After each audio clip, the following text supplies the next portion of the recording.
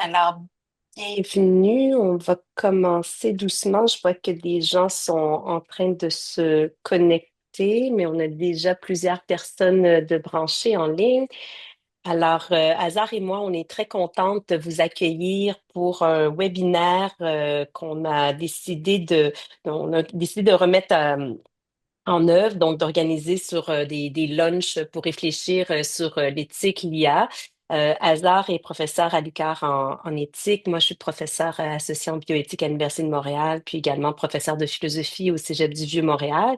Donc, nous sommes les co-directrices de l'axe éthique, gouvernance et démocratie depuis presque un an maintenant.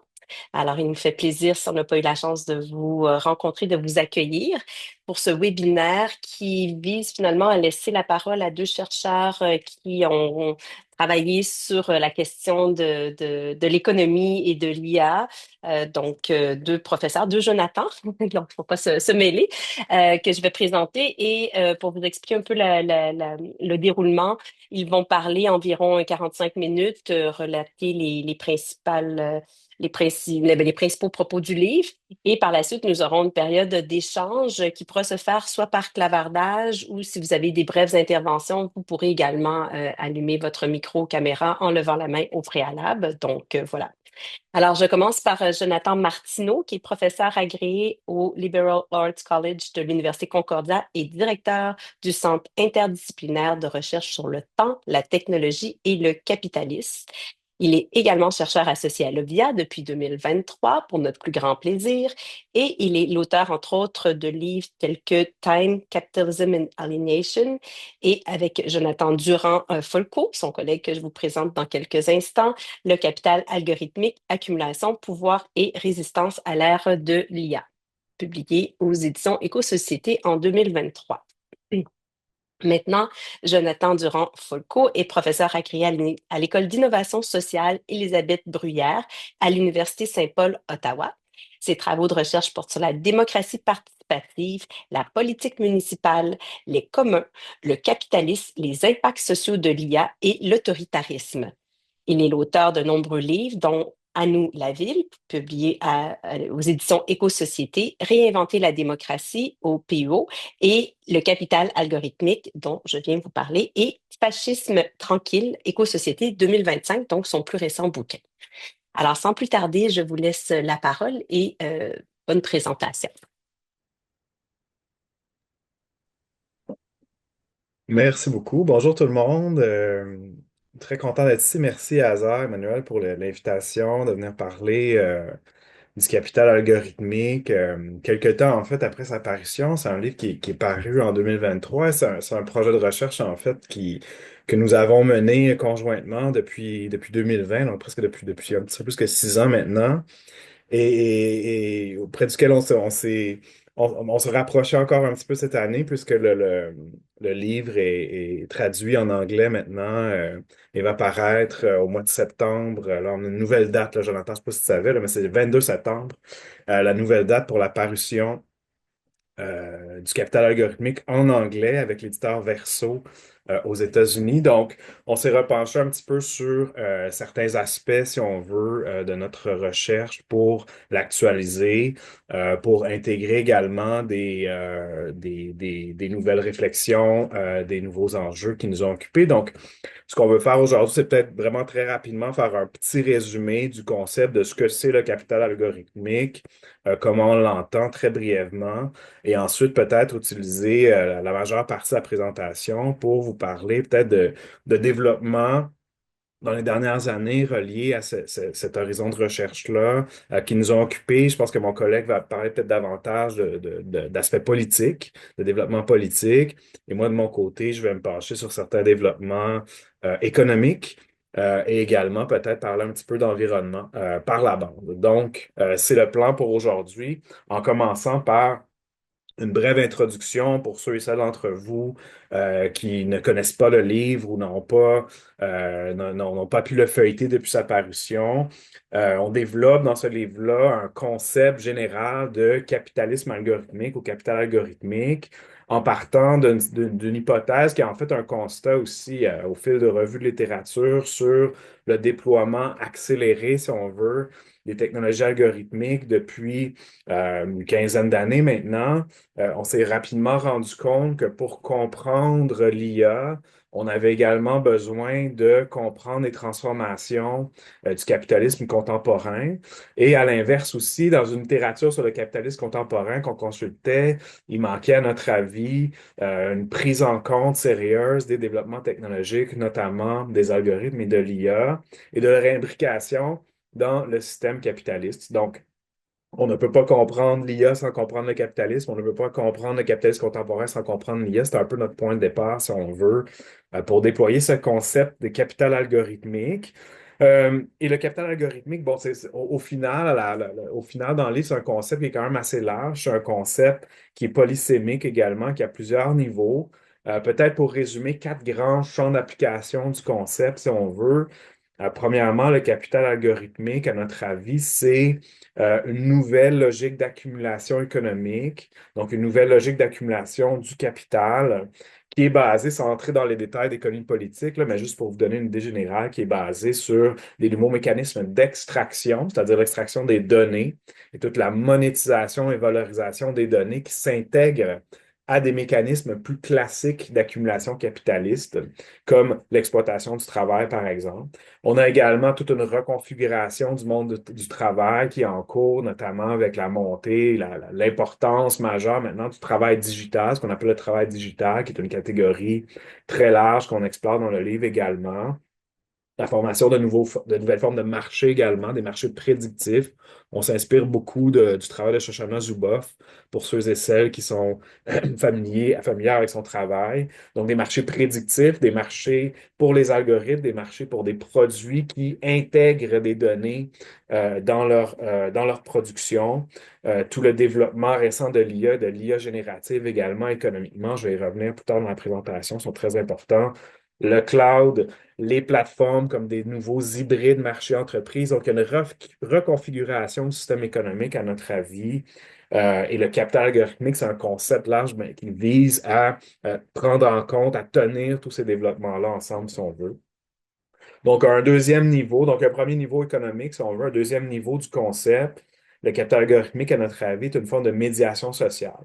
C'est-à-dire que des algorithmes de plus en plus effectuent la médiation ou l'organisation des rapports sociaux, que ce soit par l'entremise des plateformes, donc la mise en relation de différents acteurs, différents agents, différentes personnes sur les plateformes, que ce soit les médias sociaux, évidemment, ils pensent tout de suite, mais des plateformes comme Airbnb, par exemple, qui établissent des relations entre des gens qui cherchent un logement, un hébergement, des gens qui en offrent. Donc, les algorithmes, à travers les plateformes, instituent des relations sociales et les médiatisent à l'aide de calculs. Mais il y a aussi la médiation sociale sur le plan du rapport au monde, c'est-à-dire que notre rapport au monde est de plus en plus médiatisé, encore une fois, par des algorithmes, que ce soit bon, notre accès à l'information, que ce soit notre accès à la culture également. Donc, il y a plein de niveaux où notre rapport au monde est maintenant organisé, médiatisé par des algorithmes, par des formes de calcul algorithmique également. Donc, économie, médiation sociale, un troisième niveau, une nouvelle forme de pouvoir. Donc, on développe dans quelques thèses dans le livre un concept de pouvoir algorithmique. On s'inspire beaucoup des travaux d'une juriste française qui s'appelle Antoinette Rouvroy, entre autres, qui parle de gouvernementalité algorithmique. Donc, une nouvelle forme de pouvoir qui se déploie dans la société avec un spectre, si on veut, de coercition très, très large, de formes de nudge online, par exemple, des formes de pouvoir plutôt bénignes, à l'IA militaire, donc des formes de pouvoir beaucoup plus coercitives et importantes et violentes. Donc, il y a l'analyse, si on veut, de ces nouvelles formes de relations de pouvoir qui entrent, selon nous, dans le concept de capital algorithmique. Et finalement, un quatrième niveau, avant de passer la parole à mon collègue, un rapport à la nature. Pour nous, le capital algorithmique est également un rapport à la nature, que ce soit de mise en valeur de certaines ressources naturelles qui deviennent des intrants incontournables des processus économiques. On pense aux terres rares, par exemple, ou de plus en plus aux énergies fossiles sur lesquelles je vais revenir tout à l'heure. mais aussi sur le plan de l'impact environnemental du capital algorithmique, de sa vaste infrastructure matérielle, les centres de données, les intrants en cuivre, par exemple en minerais, etc. Donc, il crée des pressions vraiment importantes sur l'environnement. Et dans une thèse de notre livre, on arrive à la conclusion que le capital algorithmique, en fait, accélère la crise climatique. Donc, c'est aussi une forme de rapport à la nature, selon nous, le capital algorithmique, une configuration de rapport à la société et la nature qu'on explore dans le livre. Donc, c'est un concept assez large, assez ambitieux. Notre livre, effectivement, essaie de faire le tour ou de donner au moins un aperçu de ces divers développements, parce qu'à notre avis, le capitalisme n'est pas simplement un système économique, mais bien une forme sociale, une forme de société. Donc, c'est important d'avoir un concept malléable qui nous permet d'aller dans ces différentes zones, et c'est ça qu'on présente ou qu'on propose dans le livre, un examen. Euh, qu'on voudrait exhaustif, qui ne l'est jamais, évidemment. Il reste tout plein d'autres champs à explorer, d'angles morts, mais qui se veut le plus exhaustif possible pour rendre compte de l'avènement de nouvelles formes sociales à l'ère du capitalisme algorithmique. Donc, je vais passer la parole à mon collègue pour qu'on rentre un petit peu dans les sujets qui nous ont occupés davantage récemment dans nos recherches conjointes encore, mais chacun de notre côté, on a fait des petites mises à jour sur certains sujets. Donc, je passe la parole à Jonathan pour ta discussion. Super. Merci beaucoup, chers collègues, pour cette entrée-là, cette introduction aux grandes thèses de notre livre. Là, maintenant, je vais davantage discuter avec vous des impacts actuels que le capital algorithmique et de ces différentes élites, les différentes industries qui travaillent autour de ce processus, comment ils sont en train de reconfigurer la sphère politique et même géopolitique à l'échelle mondiale à l'heure actuelle, notamment depuis le retour de Donald Trump à la Maison-Blanche. Donc, il y a des choses qui se sont accélérées. Dans notre ouvrage qui a été publié en 2023, on avait fait différentes hypothèses, des scénarios futurs, des prédictions sur comment pourrait évoluer le capitalisme algorithmique, qui à l'époque, en fait, était encore, on pourrait dire, en symbiose ou en tension avec la démocratie libérale représentative telle qu'elle existe. Mais on a pu voir aussi que dans d'autres modèles ailleurs dans le monde, comme la Chine, par exemple, il y a des formes de capitalisme, pardon, de capitalisme algorithmique autoritaire, avec un gouvernement très dirigiste, des systèmes de contrôle, de surveillance extrêmement poussés. Et on se disait, ben, il y a comme une forme de concurrence entre le capitalisme algorithmique néolibéral, on pourrait dire, ou libéral américain, puis le modèle en Chine. Mais là, ce qu'on assiste, en fait, c'est un nouveau virage que je vais essayer d'expliquer aujourd'hui, que le virage techno-autoritaire, ou même qu'on pourrait appeler aussi le virage techno-fasciste de la nouvelle administration Trump, qui résulte premièrement d'une alliance d'intérêts, puis je vais y revenir, entre l'ensemble des milliardaires de la Silicon Valley, du moins les plus grands noms, et la nouvelle administration Trump. Donc, il y a vraiment cette alliance-là, cette coalition hétérogène qui se met en place et qui est en fait, qui est une menace directement pour la démocratie du côté des États-Unis, mais ailleurs dans le monde. Donc, je vais essayer d'expliquer d'où vient cette chose. Donc, pour commencer, ce qu'on avait amené dans notre ouvrage, c'est que lorsqu'il y a ces nouvelles révolutions technologiques et économiques au début des années 2000, notamment avec cette extraction de données personnelles, comme ça a été dit par mon collègue, l'arrivée du modèle des plateformes numériques, lorsque la crise financière de 2007-2008 frappe, il y a une crise de légitimité du modèle qu'on pourrait dire du néolibéralisme mondialisé. Donc, il y a cette crise-là de la financiarisation de l'économie. Et il y a en fait, ben, il y a une forme de délégitimation des élites de Wall Street notamment. Et il y a le relais, notamment à cause de la baisse de taux d'intérêt, beaucoup d'investissements vont du côté de l'industrie de la tech, en fait. Donc, les grandes technologies, la Silicon Valley apparaît comme étant un nouveau levier de croissance, mais aussi d'émancipation. Et initialement, dans les premières années où ça a pris forme, on a vu l'émergence de ce qu'on a appelé l'économie collaborative, l'ubérisation de l'économie, Airbnb et ainsi de suite. Et les différentes élites de la Silicon Valley, Mark Zuckerberg notamment, et d'autres, avaient un discours assez optimiste, en fait, comme la technologie permet d'assurer le progrès social, de démocratiser l'accès à l'information. Et il y avait un peu cette forme d'ouverture sur le monde, d'ouverture aux enjeux d'équité, diversité, inclusion aussi. Et on voyait en fait l'arrivée des nouvelles technologies numériques et des médias sociaux notamment comme des formes d'accélérateurs de la démocratie. Donc, on a pensé par exemple au printemps arabe, qu'on appelait parfois les révolutions Twitter, pardon. Donc, une appropriation des médias sociaux comme accélérateur pour amener plus de démocratie, lutter contre des formes d'autoritarisme. Donc ça a été très présent initialement, une forme d'enthousiasme ou d'enchantement par l'économie numérique. Ensuite, ce qui s'est produit autour de 2015, 2016, 2017, notamment avec le premier mandat de Trump, il y a une forme d'inquiétude ou d'incertitude qui s'est mise en place parce qu'on a vu que si les médias sociaux, notamment, accéléraient la circulation de l'information, la désinformation, la question de l'ère post-vérité est arrivée en place et la capacité de forces autoritaires de droite populistes à mobiliser ces outils socio-numériques pour propager leur discours. Donc, avec la crise du néolibéralisme, le centre, on pourrait dire les forces de centre-gauche et de centre-droite sont frappées de crise de confiance. Et là, il y a une certaine tentation à vouloir opter pour une option soit vers la gauche, soit vers des courants d'extrême droite. Et il y a en fait cette incertitude qui se met en place.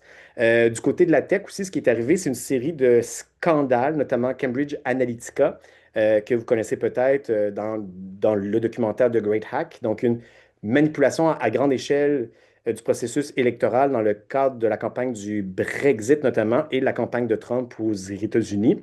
Une série de scandales de lanceurs d'alerte notamment sur l'impact des médias sociaux numériques sur les jeunes adolescentes notamment, enjeux de santé mentale, de dépression, d'anxiété. On a vu aussi récemment une première victoire dans un procès en Californie, justement, d'une jeune fille qui a été reconnue comme étant victime justement de procédés de compagnies qui étaient au courant de l'information que en fait, de l'impact que ça pouvait avoir sur la santé mentale des jeunes.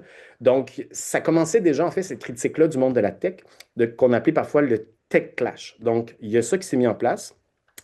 Et l'autre moment par la suite, qui est d'après nous, puis on en parle beaucoup dans le livre, on parle de la crise de la pandémie de la COVID-19 comme une forme de grand bond en avant du capital algorithmique. Pourquoi? Il y a une explosion du temps d'écran, donc pour le télétravail, l'éducation, pour différentes tâches, apéro Zoom, peut-être vous en avez fait, vous vous en souvenez un peu, ça apparaît comme étant très loin, mais en même temps, ça fait pas si longtemps que ça. Les critiques, en fait, il y a eu beaucoup aussi de critiques des mesures sanitaires mises en place. Certaines étaient utiles, nécessaires, d'autres ont été des formes d'expérimentation d'une forme de laboratoire, en fait, de nouvelles technologies de surveillance notamment, des robots chiens qui se promènent dans les parcs, qui donnent des directives, des bracelets électroniques de surveillance, passeports sanitaires, des genres de choses comme ça qui se sont mis en place. Et au niveau de l'espace numérique médiatique, il y a eu en fait une accélération, une amplification des théories du complot, des théories de la conspiration, le complot de QAnon notamment, et une forme, puis là ça a été écrit notamment par Naomi Klein, la question du double, dans son ouvrage Doppelganger, je pense. Elle parle en fait du monde miroir, comment certaines personnes qui étaient plutôt à gauche contre dans une approche contre-culturelle se sont alliées avec des forces d'extrême droite à cette époque-là. Puis il y a un brouillage des codes, des repères, en fait, qui a été un terreau propice pour la radicalisation d'une certaine partie de la population, notamment, vers des courants populistes de droite, voire d'extrême droite aussi. Donc, ça a été un genre de laboratoire d'amplificateur. Et là, ce qui s'est produit par la suite, c'est l'arrivée notamment de Donald Trump, qui a été appuyé explicitement, comme vous savez, par Elon Musk, qui a investi plusieurs millions dans sa campagne, qui a mis son infrastructure du réseau X comme une forme de caisse de résonance de la propagande de Trump, notamment d'idées d'extrême droite. Et une fois que Trump a été élu, cette cérémonie d'assermentation, on a vu cet alignement de Jeff Bezos, Mark Zuckerberg, les dirigeants de Apple, Google et tout ça, arriver en fait en lien. On dit maintenant on va collaborer ensemble. Et ces différentes élites de la Silicon Valley, période précédente, mais elles étaient en quelque sorte en termes d'influence. Donc, ils pouvaient appuyer tant les républicains et démocrates de façon opportuniste, mais là, il y a vraiment un vrai alignement en bloc de ça. Et il y a plusieurs acteurs du milieu de la tech qui ont eu des postes clés dans la nouvelle administration Trump pour différentes choses, ce qui fait en sorte qu'il y a une forme qu'on appelle parfois l'oligarchie. Donc, c'est un terme ancien, mais qui est revenu à la mode depuis au moins 2025, en disant il y a même une broligarchy, donc une broligarchie des hommes milliardaires divisés parfois suprémacistes et autres virilistes notamment, pour dire, ben, en fait, c'est nous qui allons gouverner le monde et on va avoir la main directe sur le contrôle de l'appareil administratif aussi. Comment ça s'est mis en place? Et là, il y a différents niveaux. Pour expliquer en fait comment se sont accélérés ces discours d'extrême droite, j'en ai glissé un peu. Il y a quatre grands éléments qu'on pourrait amener peut-être, puis il y en a plus. La question de la précarité économique notamment. Donc, dans un contexte de forte montée du coût de la vie, de précarité économique, une forme d'insécurité parmi les classes moyennes populaires qui sont à la recherche d'une alternative. Et lorsqu'ils ne sont pas convaincus par des propos de forces de gauche progressistes, ils vont parfois se faire tenter, du moins pour appuyer des forces qui proposent de restaurer un ordre. Donc, il y a cette dimension-là. Donc, ça, c'est plus au niveau des classes dominées, on pourrait dire, ou la majorité du peuple. Et au niveau des classes dominantes, notamment, ce qui se produit, c'est que lorsque il y a de plus en plus de réglementation, d'encadrement, de volonté de taxer les entreprises ou les milliardaires qui font extrêmement beaucoup de profits. Il y a en fait un certain point où les élites peuvent dire, moi, je ne joue plus à ce jeu-là. Ils sont prêts à appuyer des forces politiques qui vont dire, on va se débarrasser des garde-fous de la démocratie, des protections environnementales, des protections des droits humains des minorités. On va en quelque sorte se dire, on va continuer à accumuler nos richesses, mais on va dire, tant pis pour la démocratie, allons vers un régime autoritaire d'emblée. Et là, il y a cet alignement-là, en fait. Et dans le passé, si on remonte il y a un siècle aussi, les courants fascistes d'extrême droite de Hitler, Mussolini, il y avait eu justement cet alignement-là des classes dominantes vers des classes, en fait, les nouvelles forces fascistes qui en promettaient d'en finir avec les syndicats, les forces progressistes de façon large et de restaurer un ordre pour permettre l'accumulation du capital par la suite. Donc ça, c'est un autre critère important. Ensuite de ça, la crise de confiance envers les institutions démocratiques. Dans la littérature, on parle de déconsolidation démocratique, notamment, qui est accélérée.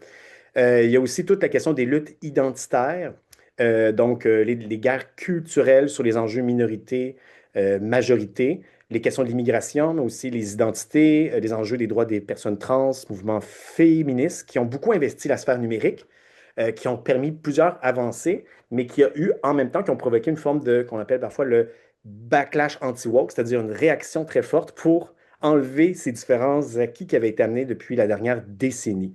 Et ensuite, en fait, quand il y a plusieurs crises, les courants d'extrême droite, ce qu'ils font, c'est qu'ils vont mettre des boucs émissaires. Ils vont dire, ben, si ça va mal, c'est à cause des immigrants qui vous volent vos jobs, vos emplois, vos logements. On va déporter un certain nombre d'immigrants, ça va bien aller par la suite. Ou sinon, on va cibler les personnes trans, les minorités. Donc ça, c'est des facteurs au niveau socio-économique et politique se mettent en place. Et là, maintenant, si on va plus précisément au niveau technologique, comment le capital algorithmique amplifie cette dynamique, il y a une chose, notamment, on peut parler de polarisation algorithmique. Ce qu'on entend par là, c'est comment le modèle d'affaires des grandes plateformes numériques à travers lesquelles de plus en plus les gens ont accès à leur information, vont communiquer avec les gens, se passe par des filtres algorithmiques avec leur contenu, des fils d'actualité qui est présenté en fonction de vos préférences, de vos champs d'intérêt, de vos interactions, habitudes et du contenu susceptible de susciter votre engagement. Donc, il pourrait générer davantage de clics parce que, comme vous le savez, le capital algorithmique fonctionne sur une extraction massive de données personnelles comportementales. Une des meilleures façons de faire ça, c'est de vous garder accro à votre écran, à vos différentes applications. Donc, les crochets addictifs permettent de faire ça notamment. Et lorsque les gens sont renvoyés constamment du contenu qui renvoie à leur champ de préférence, ça crée des bulles informationnelles. Et lorsque, notamment, de plus en plus, puis là, c'est documenté dans la littérature, les chambres d'écho se mettent en place, ça fait en sorte qu'il y a une certaine radicalisation d'opinions, de croyances de différents groupes. Ça peut se faire tant à gauche qu'à droite sur différents types d'enjeux. Et ça contribue à ce qu'on appelle la polarisation, c'est-à-dire une forte division montée aux extrêmes d'opinions opposées. Cette polarisation, nous, dans notre livre, on en fait une légère critique. On dit que c'est une polarisation, ça existe, mais c'est pas une symétrie comme s'il y avait d'un côté les woke, les anti-woke, les deux étaient égales, puis là, il fallait aller vers le centre. La modération, la position du centre serait mieux. Il y a plutôt une polarisation asymétrique. Et là, il y a différents travaux, notamment dans la sociologie du numérique et des communications, notamment les travaux de Yoshai Benkler, Faris et Roberts dans Network Propaganda, qui montrent qu'aux États-Unis, notamment, il y a deux grands écosystèmes médiatiques. L'écosystème médiatique de droite et d'extrême droite fonctionne de façon différente et fait circuler les nouvelles, les informations, les controverses de façon différente que l'écosystème libéral, voire un peu de gauche, même s'il est beaucoup moins puissant, moins financé aussi. Donc, il n'y a vraiment pas une mise en équivalence des deux extrêmes et les forces de droite et d'extrême droite sont extrêmement bien financées. Ils font circuler des fausses nouvelles, des idées de façon accélérée, beaucoup plus que ce qu'on trouve dans l'écosystème mainstream, on pourrait dire, des médias libéraux. Donc ça, c'est une des choses que je voulais dire. Toutes ces choses-là, mises ensemble, font en sorte, en fait, que les idées d'extrême droite ou autoritaires trumpistes, notamment dans le cas des États-Unis, ont circulé davantage. Et là, maintenant, à ça se surajoute un autre élément. Je ne vais pas pouvoir approfondir sur la chose au niveau idéologique. C'est ce qu'on appelle, en fait, l'influence de certaines idées néo-réactionnaires et accélérationnistes. Donc, il y a certains philosophes, blogueurs obscurs, dont Curtis Yarvin notamment, que vous connaissez peut-être, qui n'est pas un grand intellectuel diplômé, renommé, mais qui est une forme d'intello autodidacte, en fait, mais qui a une très, très grande influence sur plusieurs figures clés de la Silicon Valley, notamment. Il a été déniché, notamment financé, appuyé par Peter Thiel, le dirigeant de Palantir, une grande compagnie d'IA militaire, agence de sécurité et autres. Et Peter Thiel, notamment, a trouvé dans la pensée de Curtis Yarvin vraiment des idées extrêmement fortes qui montrent en effet, d'après Yarvin, que la démocratie ne fonctionne pas. Il faudrait remplacer les institutions héritées du siècle des Lumières, donc l'égalité des droits, la République, l'idée d'un gouvernement représentatif, par une par une néo-monarchie, c'est-à-dire un système où il y aurait le pouvoir d'un dirigeant suprême, mais au lieu que ce soit un roi, et ce serait un CEO, donc un PDG roi, qui devrait gouverner l'État comme on gouverne une entreprise. Donc, il y a ces idées-là qui circulent beaucoup. Et Curtis Yarvin lui-même, en fait, nomme son mouvement NRX pour Neo-Reactionary Movement. Donc, il se considère lui-même comme un néo-réactionnaire qui veut en finir avec la démocratie directement. Et là, il y a d'autres figures, notamment Curtis Yarvin a eu une influence directe sur J.D. Vance, le vice-président des États-Unis, qui a été aussi par ailleurs financé et appuyé par Peter Thiel. Donc, il y a vraiment une forme ici de réseaux d'élites extrêmement influentes qui se donnent des idées entre elles. Donc, c'est des cercles d'initiés. Et leur idéologie, en fait, c'est une vision très élitiste, très, très technocratique notamment, anti-démocratique, anti-égalitaire aussi, mais qui est aussi tournée vers créer plus de technologie. Donc, une des dimensions de ce courant de pensée, c'est l'idée qu'il faut accélérer le processus du développement économique, technologique et enlever tous les freins. Donc, tout ce qui touche cette éthique de l'IA responsable, ça, il faut enlever ça complètement d'après cette vision du monde. Tout ce qui est moindrement protection environnementale, régulation, AI safety, c'est pas bon. Il faut laisser le progrès se déployer le plus vite possible. Et ce que ça produit comme effet, notamment, c'est que différents investisseurs en capital risque, dirigeants d'entreprises ou ainsi de suite, disent, ah, c'est super maintenant avec Trump, et ce qu'il a fait dès son arrivée au pouvoir en 2025, c'est de supprimer une série de contrôles de régulation de l'industrie du numérique d'une part, et investit 500 milliards de dollars dans le projet de Stargate, notamment, un projet immense pour une infrastructure industrielle de l'IA, pour être dans une course aux armements technologiques, notamment par rapport à la Chine. Donc, on est vraiment dans cet objectif-là qu'il faut croître à tout prix le plus vite possible, avoir aucun garde-fou éthique, régulation humaine, sociale, environnementale et autres. On doit laisser déployer la technologie le plus vite possible. Une des choses que je voulais ajouter brièvement, c'est que cette idéologie technocratique des élites de la Silicon Valley entre en contradiction partielle avec les idées de Trump, parce que le Trumpisme, c'est un mouvement réactionnaire tourné vers la restauration d'un ordre ancien. Beaucoup de courants sont anti-immigration, volonté aussi de refermer les frontières pour essayer de restaurer, dans le fond, le primat des États-Unis comme tel. Et là, on a vu certaines tensions en 2025, notamment en 2026, un peu autour de la question des immigrants. Donc, dans cette coalition large entre les tenants, les purs et durs du mouvement Make America Great Again d'une part et les élites de la Silicon Valley, c'est pas quelque chose qui va extrêmement bien ensemble. Et on a vu même avec le Doge, puis je vais revenir sur ça brièvement, de Elon Musk, il y a eu cette chicane entre Trump et Musk, même si Musk reste toujours pas très loin, puis il est de retour tranquillement, il joue encore une influence dans cette nouvelle administration de Trump. Donc, il y a toute cette dimension qui se met en place. Je vais finir avec dernier élément avant de passer la parole à mon collègue. Ce qui se produit, notamment, donc j'ai dit, c'est quoi le techno-autoritarisme d'extrême droite? C'est la convergence des élites de la Silicon Valley et la nouvelle administration Trump. Au niveau idéologique, il se passe des choses aussi. Et un autre niveau, c'est la transformation des processus administratifs de l'appareil d'État par l'introduction accélérée de technologies algorithmiques. Dans notre précédent ouvrage, on nommait, entre autres, comment l'IA s'introduisait dans le domaine administratif, gestion des services publics parfois, des programmes de attribution d'allocations notamment, contrôle et aussi attribution des visas pour l'immigration, dans l'éducation, police, l'armée notamment. Mais ça se faisait, on pourrait dire, au compte-gouttes avec beaucoup d'encadrement, de régulation. Donc, ça ne se faisait pas de façon accélérée comme un rouleau compresseur. Il y avait beaucoup de résistance interne, de tension, friction, parce que comme on sait, une bureaucratie, ça ne se change pas du jour au lendemain.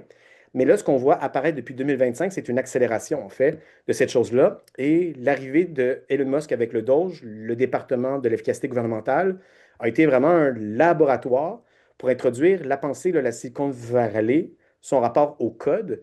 Notamment, je vais partager un article extrêmement intéressant de Quinn Slobodian et de Ben Harnoff sur comment le Doge a été pour moi ce qu'une façon de gamifier, on parle des fois de gamification, donc de faire fonctionner l'appareil d'État comme un jeu vidéo en fait, et voir ça comme un code qu'on doit hacker ou quand il y a des formes de dysfonctionnement, d'inefficience, allocation de ressources pas optimales. On voit ça comme des bugs dans un système. Donc, il a vraiment conçu comment on pourrait optimiser l'appareil d'État avec cet esprit-là. Donc, je vais le partager dans le chat ici. Et ce qui se produit avec ça, c'est notamment le démantèlement de plein de programmes, l'aide internationale, des financements des universités. Il y a beaucoup de choses, en fait, qui ont été mises en place. Contrôle des données personnelles par les employés, des systèmes de surveillance qui se mettent en place, tentative de automatiser cette forme d'austérité. Donc, on voulait supprimer des centaines de milliards, en fait, dans l'administration publique fédérale, mais aussi une prise de contrôle hostile par certaines entreprises technologiques qui disent, hey, mais nous, on pourrait piloter ces différentes agences ou départements de l'administration américaine. Donc, nous, dans notre précédent ouvrage, on disait en fait qu'on pouvait peut-être assister éventuellement à l'émergence de ce qu'on peut appeler un léviathan algorithmique, c'est-à-dire une nouvelle forme d'État qui serait plus le pur État néolibéral tel qu'on l'a connu dans les 20-30 dernières années, mais un nouvel État dans lequel il y aurait une hybridation beaucoup plus forte avec la logique la logique de fonctionnement du capital algorithmique. Et là, je pense qu'aux États-Unis, c'est un processus en cours qui ne se fait pas du jour au lendemain, mais on voit cette accélération. Et là, je ne vais pas pouvoir élaborer, mais aussi comment ces différentes technologies sont utilisées pour le programme d'exportation massive des immigrants, la construction de camps de détention notamment, la reconnaissance faciale pour reconnaître les immigrants dits illégaux, sans papier, sans statut dans la rue, et l'imbrication de ces technologies algorithmiques pour opérationnaliser en fait cette campagne d'expulsion massive et de la mise en place d'un système autoritaire du côté des États-Unis. Donc, c'est vraiment quelque chose qui est très inquiétant, que lorsqu'on avait écrit notre précédent ouvrage, on ne voyait pas ça se concrétiser aussi vite sous nos yeux. Dernier point, puis je vais finir avec ça. Le techno-autoritarisme de droite, d'extrême droite, qu'on peut appeler techno-fasciste, se caractérise par une tendance expansionniste. Et cette dimension-là, on le voit à l'œuvre depuis la dernière année, notamment, avec des campagnes militaires Venezuela, blocus à Cuba, la guerre en Iran qui a utilisé l'IA de façon extrêmement efficace pour faire les premières séries de bombardements, notamment, mais la volonté d'annexer différents territoires potentiellement. On pense aux blagues un peu sur le 51e État ici, le Groenland. Et ce qui se passe, c'est qu'il y a la tentative d'aller chercher des métaux rares, différents minéraux à différents endroits ici et là. Puis cette vision expansionniste, en fait, est un élément crucial pour aller extraire des ressources qui vont être essentielles pour alimenter cette infrastructure de l'IA. Et peut-être que je conclurai avec ça. Je ne vais pas pouvoir dire comment on peut agir face à ça, peut-être dans la discussion, mais je vais passer la parole à mon collègue pour dire maintenant, c'est quoi les impacts du capitalisme algorithmique que ça peut avoir au niveau financier, au niveau environnemental et sur d'autres dimensions aussi. Merci Jonathan pour cette récapitulation de développement politique. Donc, le capital algorithmique comme rapport de pouvoir, comme force de pouvoir, je pense que ça résume bien un peu l'angle que tu avais pour cet examen-là. Moi, je vais faire deux points très rapidement, brièvement. Un premier point sur le rapport entre le capital algorithmique et le capital fossile. Je vais aborder ce rapport-là sur la notion de partenariat Et ensuite, je vais partager quelques petites réflexions sur la viabilité économique à long terme de l'IA. En fait, on entend beaucoup parler ces temps-ci de la bulle de l'IA. Donc, je vais peut-être partager quelques réflexions rapidement avec vous sur ce point-là également. Donc, sur le plan du capital algorithmique et du capital fossile, j'emprunte le terme à Andreas Malm, mais je réfère très largement au capital qui est accumulé par les grandes compagnies du secteur énergétique, par l'exploitation des hydrocarbures. Et là, il y a un lien intrinsèque, à mon avis, qui se met en place entre le capital algorithmique et le capital fossile et qui devient de plus en plus apparent, en fait, notamment depuis l'avènement de l'IA générative. Donc, depuis 2022, à mon avis, ce processus-là s'est consolidé davantage et on part on est de plus en plus loin de proposer des solutions technologiques aux émissions carbone ou de développer des technologies vertes qui permettraient de diminuer l'extraction, l'utilisation des combustibles fossiles. À l'inverse, ce qu'on voit, c'est le capital algorithmique qui accélère l'extraction, la consommation d'énergie fossile, l'accumulation du capital fossile également. Donc, d'une part, on a les technologies d'IA, l'info nuagique, les appareils connectés, etc. Ce sont des assemblages techniques qui créent une demande titanesque en énergie et ça, on le sait de plus en plus par les nombreuses recherches qui sont menées, notamment l'Obvia, sur cette question. Et d'autre part, donc on a ce poids-là énergétique de l'IA comme tel, et d'autre part, on a les grandes compagnies d'énergie fossile qui algorithmisent de plus en plus leur activité d'extraction en créant des partenariats avec Microsoft, par exemple, afin d'utiliser l'IA pour localiser des nouvelles réserves de pétrole ou de gaz, pour optimiser les processus d'extraction, automatiser les différentes étapes de la production, augmenter leurs profits. Le tout là, dans un contexte géopolitique extrêmement instable en ce moment, là, comme on le sait. Donc, il y a le boom de l'IA, surtout le boom de l'IA générative là, depuis 2022, donne lieu à donc un regain spectaculaire dans la construction, la mise en opération de nouvelles centrales gazières. Et là, je parle des États-Unis en particulier. Donc, il y a un boom gazier en ce moment aux États-Unis qui a certains effets bénéfiques sur le plan environnemental, par exemple, parce que ça précipite un peu le déclin des centrales de charbon. Les centrales de charbon sont plus polluantes que les centrales gazières. Mais d'autre part, on estime que les centrales gazières vont fournir jusqu'à 60% de la nouvelle demande en électricité, ce qui relègue le loin derrière des sources d'énergie renouvelables comme le solaire, comme l'éolien. Et si on prend en compte que la durée de vie typique des centrales gazières est d'environ 40 ans, il y a de l'investissement massif en énergie fossile, en hydrocarbures aux États-Unis. Là, on parle de plus de 200 nouveaux projets de centrales qui sont bons à différents stades de développement, qui orientent donc la trajectoire développementale pour les décennies à venir dans une direction qui n'est pas celle d'une réduction des émissions de gaz à effet de serre, on peut le constater. Donc, de plus, bon, l'infrastructure gazière, comme l'industrie fossile en général, est aux prises avec certains problèmes importants d'émissions de méthane, par exemple, qui est un gaz à effet de serre 80 fois plus néfaste que le CO2, notamment en raison de fuites dans les gazoducs, les oléoducs, les entrepôts qui sont bien documentés maintenant. Donc, il y avait des politiques de transition énergétique qui avaient été mises en place sous l'administration Biden, en fait, qui étaient déjà frileuses, à mon avis, là, qui étaient déjà sous les seuils requis mais qui sont en voie d'être non seulement complètement annulés, mais renversés par un regain de l'industrie fossile sous la pression du capital algorithmique et avec la bénédiction et l'appui de l'administration Trump. Euh, donc, mon collègue mentionnait le projet Stargate là, qui avait été lancé en janvier 2025 par Trump et certains broligarchs, justement, américains là, d'Amazon, OpenAI. Il y avait Larry Ellison d'Oracle aussi. Le tout financé par SoftBank aussi de façon importante et qui prévoyait à l'époque des investissements de plus de 500 milliards afin d'implanter une politique énergétique qui vise à approvisionner en fait l'infrastructure de l'IA, notamment les centres de données. Le cas de Microsoft est assez intéressant aussi. On a eu des enquêtes journalistiques importantes, notamment de Karen Howe, qui est aussi l'autrice d'un livre qui est paru récemment qui s'appelle Empire of AI, qui est un livre sur OpenAI qui est très bon, que je recommande.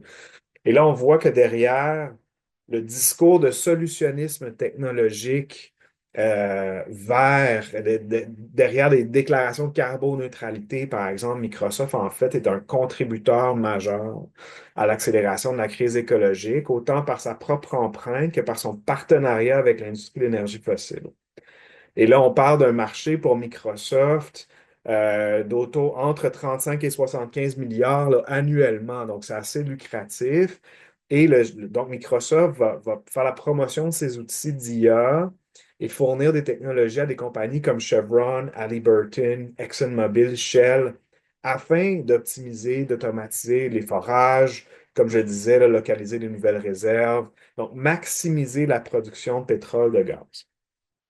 Et donc, il y a un double discours un peu, de Microsoft qui prêche que bon, l'IA peut aider dans la lutte au changement climatique en optimisant la production, en inventant des nouveaux procédés pour réduire les quantités de CO2 dans l'atmosphère. Mais là, on parle de prétendus bénéfices qui demeurent pour l'instant largement spéculatifs, en fait. Et l'effet réel, là, ici et maintenant, qui est mesurable, du déploiement de technologies algorithmiques dans l'industrie fossile, c'est d'accélérer l'extraction, en fait. Et là, cela s'ajoute à la demande qui est créée par l'infrastructure matérielle de l'IA, les centres de données, tout ça. Euh, donc, malgré, là, il y avait des engagements chez Microsoft, là, je me penche sur cet exemple-là, d'être carboneutre d'ici 2030, mais on parle au contraire d'augmentation des émissions de l'ordre d'environ 30% dans les 5 dernières années. Et c'est un chiffre qui, en fait, sous-estimerait de façon importante l'augmentation réelle, selon certaines enquêtes journalistiques. Et pendant ce temps-là, bon, Microsoft demande à ses employés de ne pas utiliser des pailles en plastique dans les cafétérias. Donc, il y a vraiment un double discours qui est important, qui est intéressant à creuser. Euh, donc, pour passer rapidement là, sur ce point-là, en fait, ce qu'on voit, c'est qu'il y a une part spéculative dans le déploiement futur de l'IA qui nourrit une part spéculative dans le développement des nouvelles capacités énergétiques. Donc, ces deux pans-là s'appellent l'un l'autre et on voit se dessiner une relation de renforcement ou d'accélération mutuelle. L'IA va nécessiter plus d'énergie fossile, donc on investit là-dedans. Plus d'énergie fossile nécessite plus d'IA pour forer, optimiser. Donc, on a une espèce d'assemblage de partenariat ici, technique et économique, qui est important de noter. Euh, et à l'heure actuelle, bon, le constat qui s'impose malheureusement, c'est que le capitalisme algorithmique est incompatible à ce moment-ci avec une transition écologique réussie. Et au contraire, tend à accélérer des facteurs importants de la crise écologique, notamment l'industrie fossile. Deuxième point rapidement sur la viabilité économique à plus long terme de l'IA. Euh, En ce moment, il y a une littérature journalistique et scientifique importante qui se penche sur un problème majeur de l'IA à l'heure actuelle, qui est celui de sa rentabilité. Et c'est un problème qui distingue la période actuelle de l'IA de l'économie algorithmique plus classique. On avait le modèle, par exemple, de publicité ciblée, de vente de publicité, d'abonnement bon marché, de vente de données, de produits de données, d'algorithmes qui permettaient de dégager quand même des marges importantes parce que les coûts en capitaux étaient très faibles. On ne paye pas pour extraire les données, par exemple, des utilisateurs. Et ces données-là, on peut monétiser, les transformer en produits algorithmiques qui peuvent être vendus sur les marchés. Donc, la faible, les faibles coûts en capital permettaient de dégager certaines marges, mais certains éléments de ce modèle-là plus classique se modifient en ce moment. Par exemple, de plus en plus, les grandes entreprises d'IA doivent payer pour les données qu'elles utilisent dans l'entraînement de leur modèle. On le voit par exemple dans les ententes signées entre les grands joueurs du milieu comme OpenAI, Anthropic et des géants de l'édition, par exemple, qui signent des ententes pour avoir accès aux données, aux textes. Donc, il y a des enjeux de coût maintenant qui sont encore plus importants, ben, pas seulement les données, mais sur le plan de cette infrastructure matérielle massive dont l'IA a besoin pour son fonctionnement quotidien, en fait. Et c'est une infrastructure qui coûte extrêmement cher, surtout depuis l'avènement de l'IA générative. Donc, les centres de données, l'électricité, les puces, etc. Donc, les coûts, non pas simplement de développer des modèles d'IA, mais les coûts d'entretien quotidien, de maintenance là, de l'IA, comme on dit, qui sont si élevés en ce moment que l'IA, comme industrie, n'est pas capable de faire des profits de façon soutenue. Par exemple, on a vu récemment OpenAI qui a abandonné son application Sora, qui avait été pourtant lancée en grande pompe avec un partenariat de plusieurs millions avec Disney. Sora, c'est une application de génération de vidéos que vous connaissez sans doute, là. Et là, le problème économique, c'est que la création de vidéos par l'IA est extrêmement coûteuse, mais elle n'a rien, ou quasiment rien rapporté à l'entreprise. Et le problème, c'est que plus il y a d'utilisateurs qui vont utiliser Sora pour faire des vidéos, plus ça coûte cher de produire toutes ces vidéos en termes de coûts d'électricité, de centres de données, de puces, etc. Mais les utilisateurs, ils ne payent pas. Il y a pas en parallèle un revenu qui est engrangé par l'entreprise. Donc, selon un article du Wall Street Journal, et là, je vais le citer comme il faut, Sora, pardon, coûtait en moyenne 1 million de dollars par jour, simplement pour l'opérer, mais n'a rapporté entre son lancement en septembre 2025 et son abandon en mars 2026, donc environ 6 mois, en tout, Sora a engrangé 2 millions de dollars. Donc, si on fait le calcul, 6 mois à 1 million de dollars par jour, ça fait 182, 183 millions en coût. En revenu 2 millions, là, on est dans le rouge d'environ 180 millions. Donc, c'est pas surprenant à ce point-là que OpenAI ait décidé de mettre Sora de côté. Donc, en ce moment même, on est dans une période d'investissement massif dans la construction de l'IA, mais aussi de son infrastructure.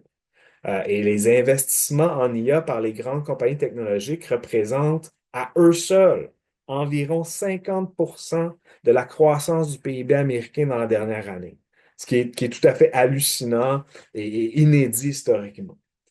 Et début février 2026, donc il y a 2 mois environ, il y a 4 géants de la tech, Amazon, Meta, Alphabet, Microsoft, qui prévoyaient ensemble à eux quatre dépenser 650 milliards de dollars dans l'IA en 2026 seulement.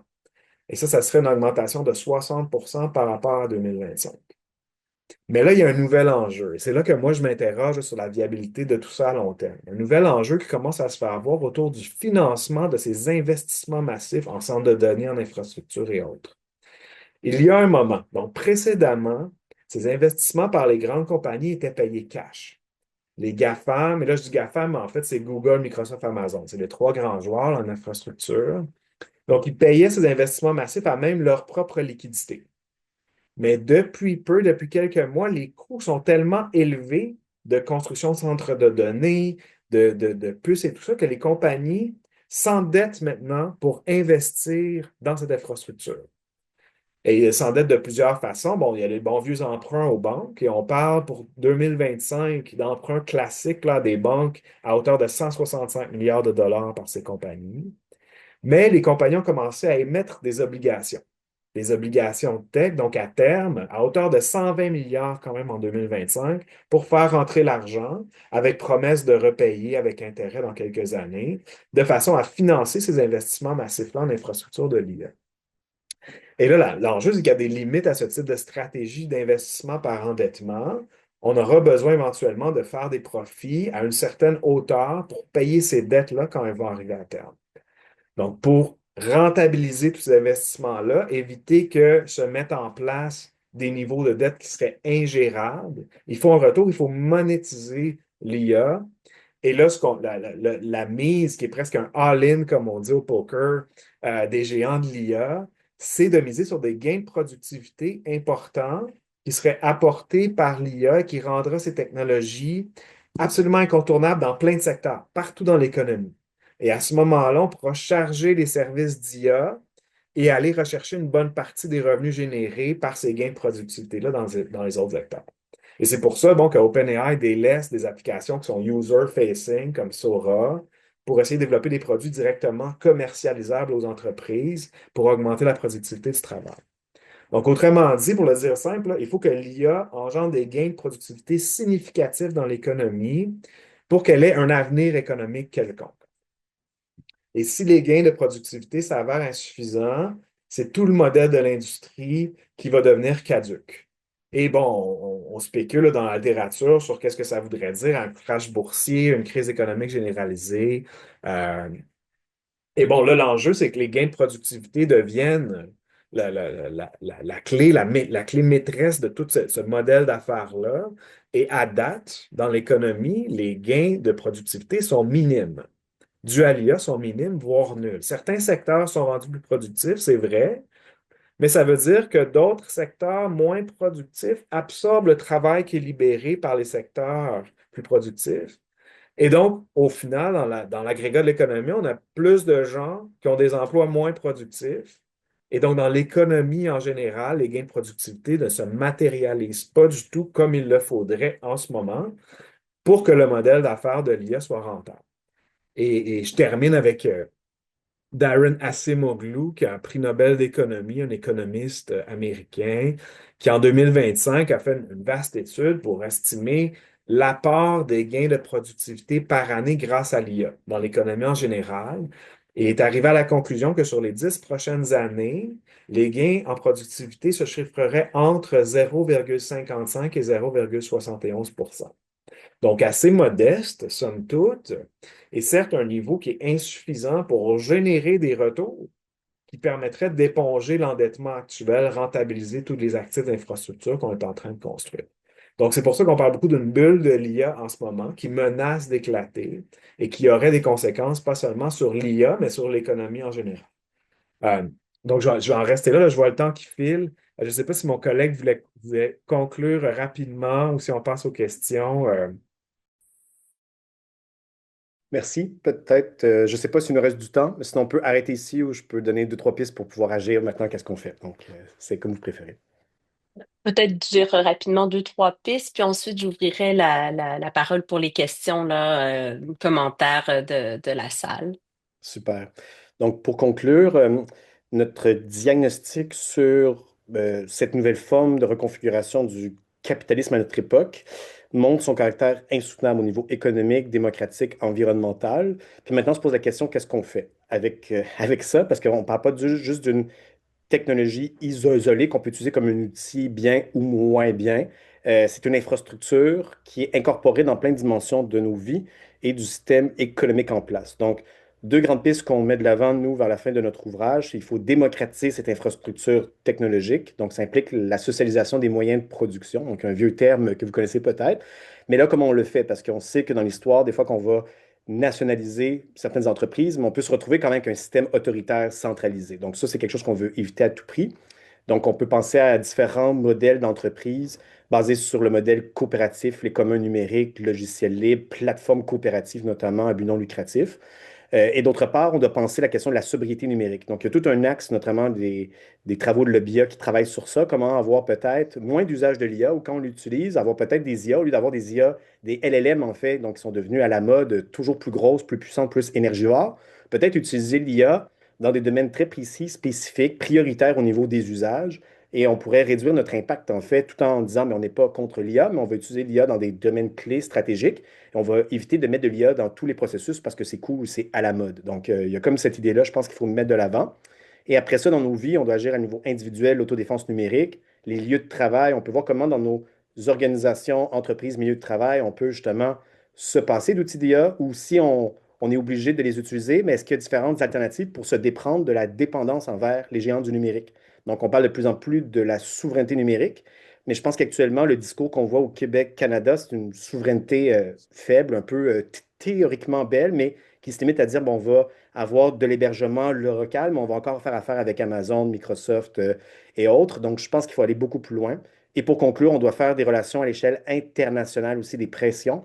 Et ça peut se concrétiser du côté de l'Union européenne avec certaines lois, le AI Act notamment, ou d'autres lois, par exemple, ils ont obligé la compagnie Apple à changer leur port pour avoir USB-C.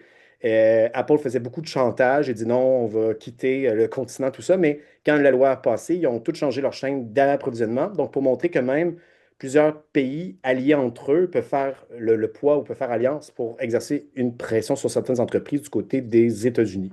Donc, je vais conclure avec ça ici pour dire on n'est pas non plus des gens pessimistes, mais on croit qu'il faut dès maintenant agir pour essayer de transformer le monde numérique et algorithmique dans lequel on vit. Donc, je vais conclure avec ça. Merci infiniment à vous deux pour ce propos éclairant et peut-être un peu inquiétant aussi sur l'état des choses et la dimension là, particulièrement économique qui est très présente dans votre discours. Je laisserai, comme on avait convenu, une période de questions, de réactions de la part. Là, on est plus de 70 personnes là, dans la salle. Donc, libre à vous soit de lever la main, je vous donne la parole, ou d'écrire dans le clavardage. Une première question, quand je vais voir dans la section questions-réponses de Kumian Dagui, tous mes remerciements pour votre présentation, la richesse intellectuelle. Cependant, peut-on véritablement parler d'un mode de production algorithmique ou s'agit-il d'une extension du capitalisme existant? Deux, l'opacité des algorithmes est-elle une stratégie délibérée de domination ou une conséquence technique inévitable? Trois, les initiatives comme l'open source ou l'économie numérique constituent-elles une véritable alternative ou sont-elles récupérées par le système? Donc, je ne sais pas, peut-être la première question, mon collègue, est-ce que tu veux y répondre? Puis moi, je réponds aux deux autres en 1 minute. Oui, d'accord. Ben, la première question, oui, en fait, c'est à notre avis, l'argument qu'on fait, c'est que le capitalisme algorithmique, c'est un nouveau stade historique de développement du capitalisme, qui vient remplacer ou subsumer, là, pour utiliser des termes philosophiques, le capitalisme néolibéral globalisé, financiarisé, qui était dominant depuis les années 70. Et on explique cette transition par une série de facteurs qui se mettent en place dès le début des années 2000, parfois un petit peu avant, parfois un petit peu après, et qui dénotent un basculement. Donc, on est toujours dans le capitalisme.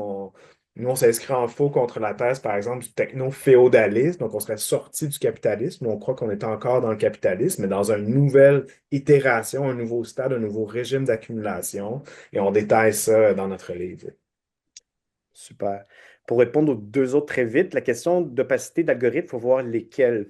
Donc, dans notre livre, on se concentre beaucoup sur les algorithmes qui sont de plus en plus utilisés, qui viennent en fait, machine learning, deep learning, et là, les LLM notamment. Et il y a beaucoup de littérature autour des problèmes d'opacité, du problème de explainability, donc l'explicabilité, qui découle de contraintes informatiques, techniques liées au mode de fonctionnement des différents algorithmes eux-mêmes. Donc, certains types d'algorithmes, il y a un problème très technique. Je ne suis pas expert de cet enjeu-là. Puis il y a des tentatives, en fait, pour voir quel est le résultat, pour quelle raison, comment l'algorithme est arrivé à telle décision plutôt qu'une autre. Donc, ça, c'est un enjeu. Mais on peut ajouter que la stratégie d'opacité vient aussi des entreprises, en fait, comme OpenAI, initialement, il y avait le discours, la volonté de faire une IA en termes d'innovation ouverte sur le monde. Et on a vu que dès que ils sont entrés dans une logique d'accumulation, partenariat avec Microsoft notamment, et se tourner vers un modèle à but lucratif, alors qu'il était à non lucratif initialement. C'est là que le niveau d'opacité a augmenté en flèche. Donc, je pense que c'est le modèle d'affaires des entreprises numériques dans une économie de marché de compétition qui entraîne en fait cette opacité-là des processus algorithmiques, même si les compagnies comme Meta notamment font leur propre IA à l'interne, mais ils font aussi des modèles open source. Puis là, ça mène à la troisième question. Je pense que les communs numériques, c'est une des alternatives au système en place, mais ils sont aussi récupérés et utilisés par les géants du numérique. Donc, c'est pas juste on va créer plus d'IA, ça va bien aller, parce que le capitalisme algorithmique est capable d'utiliser ça comme infrastructure et même d'en faire un peu comme ça à courrouter. Donc, je pense que pour que ça devienne une alternative au niveau systémique, il faut qu'il y ait des politiques publiques puis qu'on soit capable de faire rétrécir la place du secteur privé numérique, en fait, de façon plus large, pour que le modèle open source devienne le modèle prédominant plutôt que des choses qui existent à la marge. Donc, je conclurai avec ça. Super, donc je me suis démêlée, là, j'ai la section questions et réponses devant moi. Merci, Jonathan, d'avoir pris la balle au bon. Donc, merci pour la qualité des interventions. J'ai une préoccupation qui est plus d'ordre juridique, donc sentez-vous à l'aise là, jusqu'où vous pouvez aller avec ça. Lorsqu'on tient compte de la réalité du capitalisme algorithmique et de son développement, je m'interroge sur la pertinence des catégories juridiques consentement dans ce contexte. Aussi, quels critères permettraient juridiquement de dire qu'un choix a été orienté au point de ne plus être autonome, même sans mensonge ni contrainte explicite. Peux-tu Ouais, répondre? ben peut-être rapidement, là, je ne suis pas juriste, mais sur le plan du consentement, d'une part, mais il y a une littérature là, qui existe, qui se penche, notamment en sciences juridiques, qui se penche sur les mécanismes de consentement, par exemple, à l'extraction des données. Où là, on a, par exemple, on télécharge une application ou on utilise des services en ligne.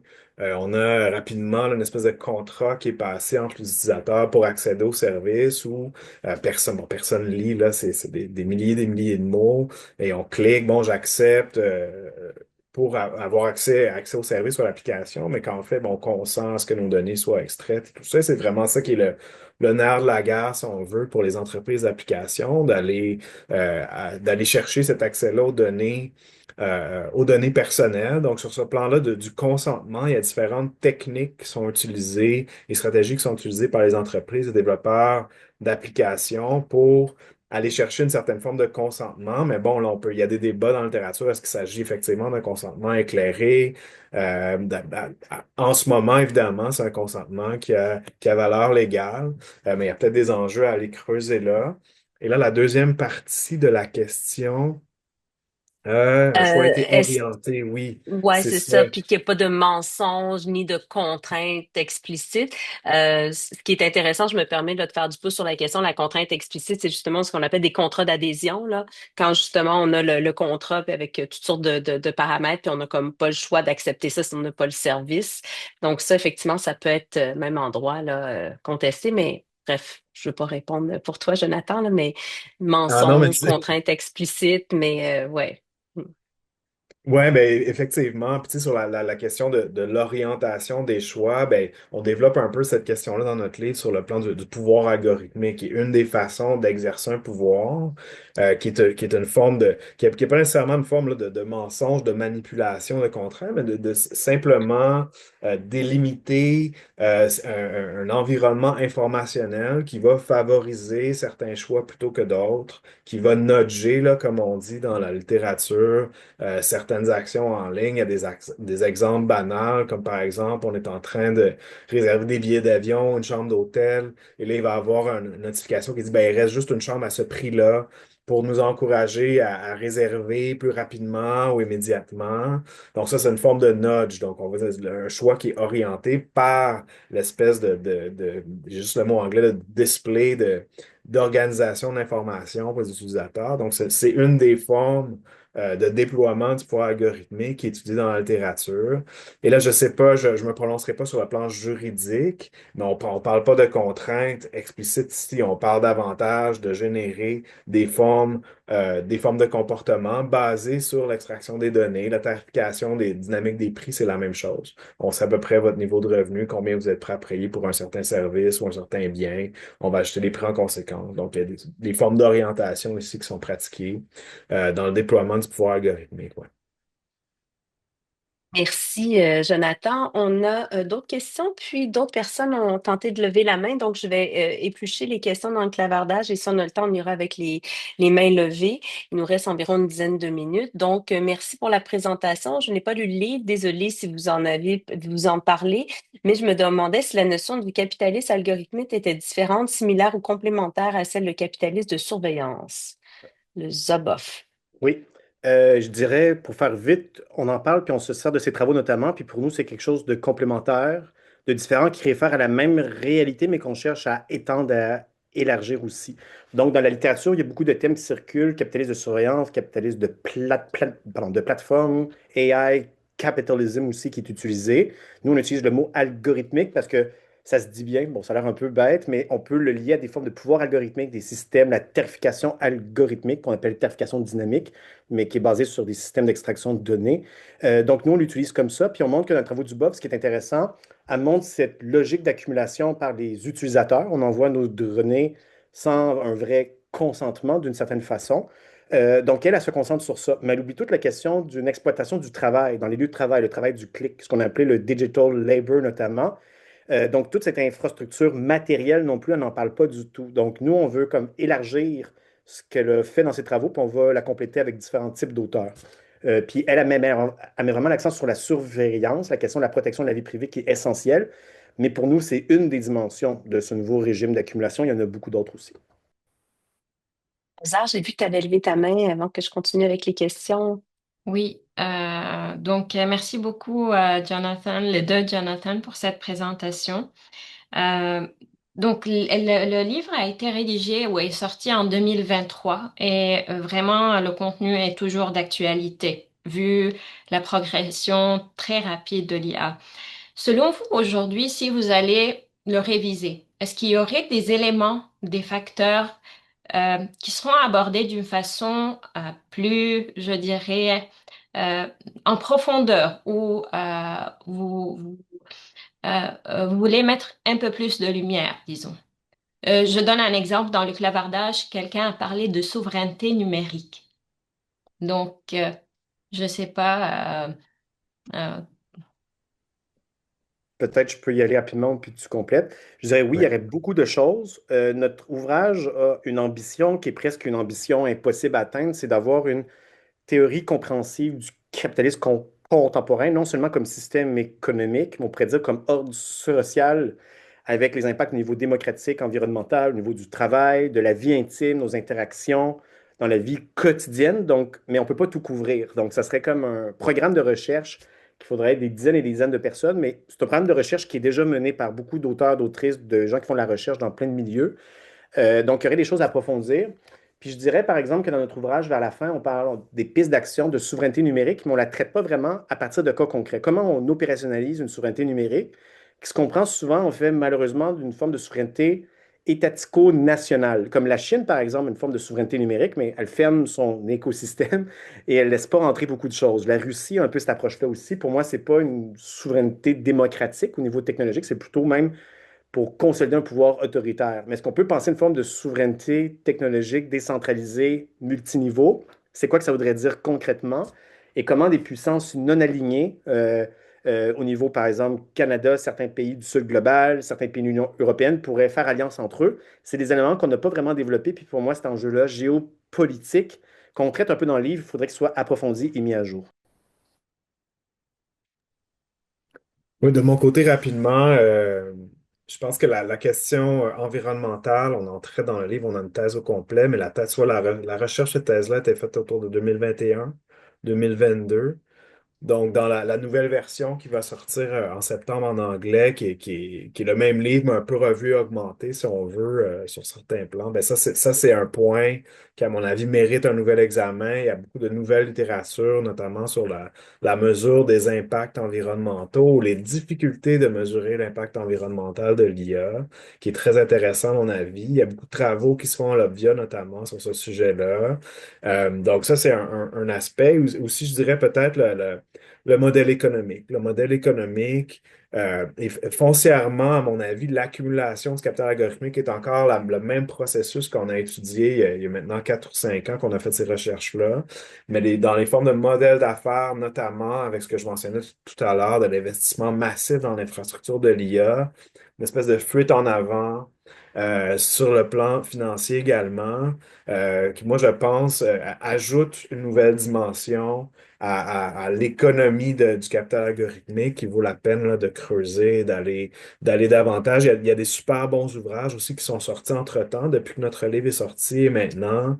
Notamment un livre que je suis en train de lire en ce moment sur cette question de Nick Srnicek qui s'appelle, voyons, j'avais le titre tout à l'heure, Empires, Silicon Empires, pardon, qui est une mise à jour, si on veut, du modèle économique des entreprises de l'IA qui est super intéressant. Donc, il y a tout cet aspect-là.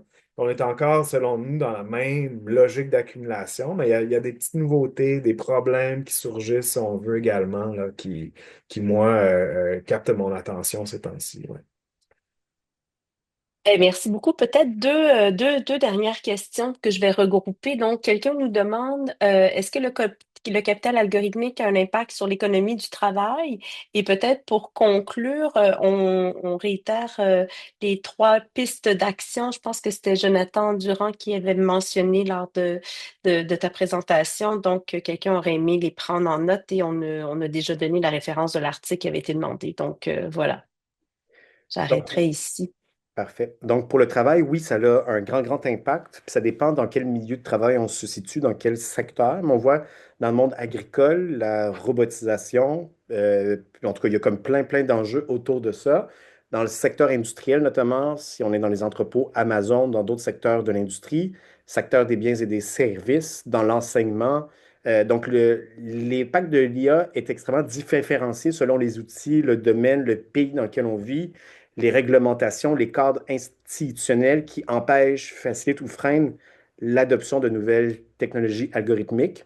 Puis on dit en fait, dans plus en plus aussi, il y avait cette idée que l'IA allait automatiser des millions d'emplois, comme super rapide. Et on disait même il y a environ 15 ans que l'arrivée des voitures autonomes allait supprimer des dizaines de milliers d'emplois aux États-Unis. Les camionneurs n'auront plus d'emplois. Ça, c'est pas concrétisé encore. Donc, des fois, il y a des promesses qui sont faites qui sont un peu comme un buzzword pour annoncer le hype dans cette industrie-là.